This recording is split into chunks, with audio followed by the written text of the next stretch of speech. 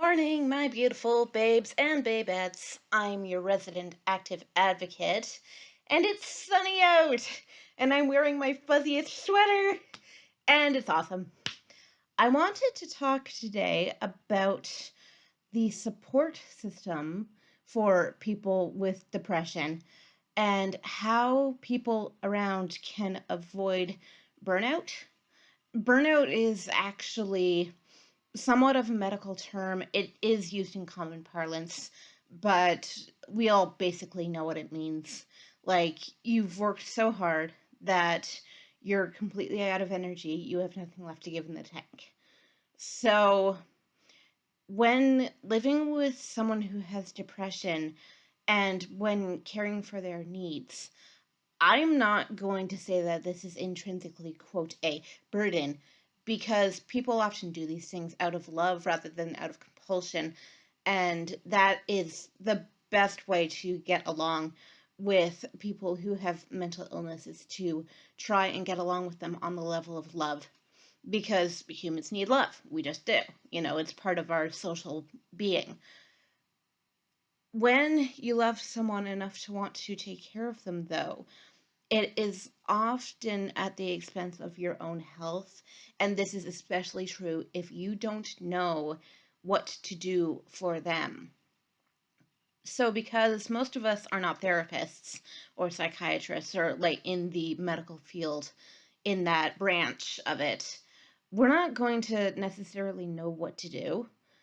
And when that happens, we can feel that any effort we give to help a person out, to make their life better, to ease their own trouble, is a futile attempt.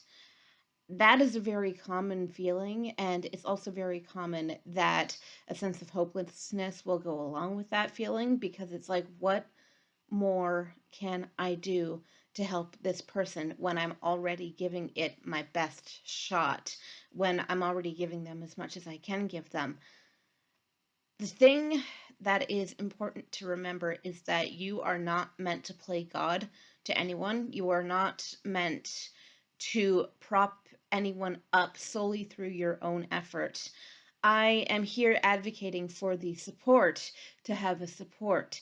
This is why it's important. This is why it's important to have a support network rather than just one person taking care of everything. I find that many hands make light work, and this is true basically in any situation. I mean, our culture is very individualist, and that's a good thing, because individuals have the right to assert themselves as individuals, have the right to live individually, knowing that they will be cared for as individuals. But when it becomes too much to do everything just as one person, then please enlist the help of other people. This applies both to the support system, but also to the person with depression. Like I keep saying, don't try to do everything yourself. Don't be so hard on yourself. And that mantra extends to everyone in the social network, in the support system. This even extends to the therapist. I mean, we all know that trope of the therapist needs a therapist, and we consider that a funny joke, but it's actually quite relevant to the situation at hand most of the time. Because when you're dealing with other people's problems, the whole idea of mental burnout, of emotional burnout, that is not just, that is not just a thing that we make up. It's definitely something that happens. And anyone can experience burnout at any time. And there's no shame in that, because, again, we're all human. We only have so much in terms of mental, physical, emotional energy to give. So rather than feeling the need to do everything yourself, draw upon other people and other people's strengths, because everyone has some kind of a network, even if you have to invent that network for yourself.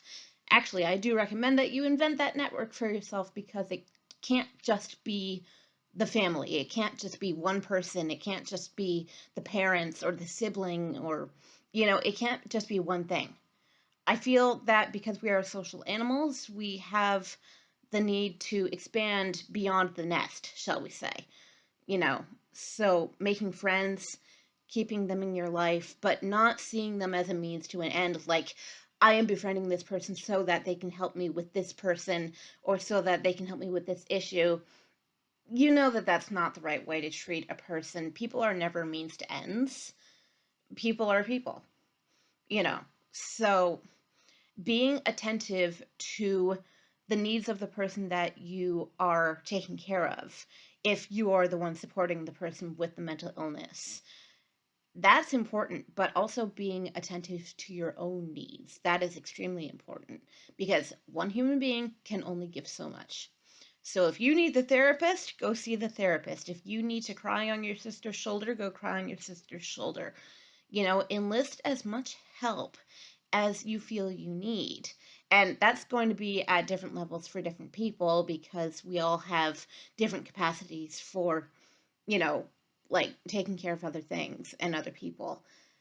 So, in order to avoid burnout, basically, I'm just saying don't be hard on yourself, and don't be hard on the person that you're caring for.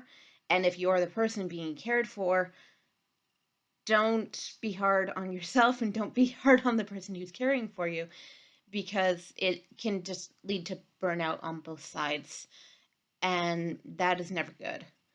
So, when someone is doing their best, recognize that their best is being done. When you are doing your best, recognize that sometimes it's not going to be, quote, good enough.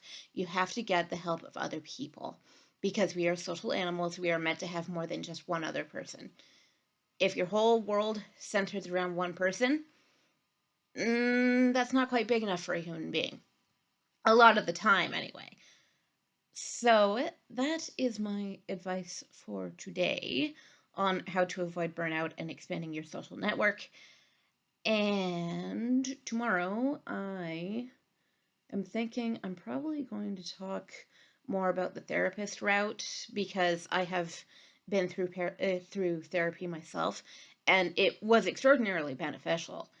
As I say, the medical component of all of this is very important too. So that includes both medication but also talk therapy.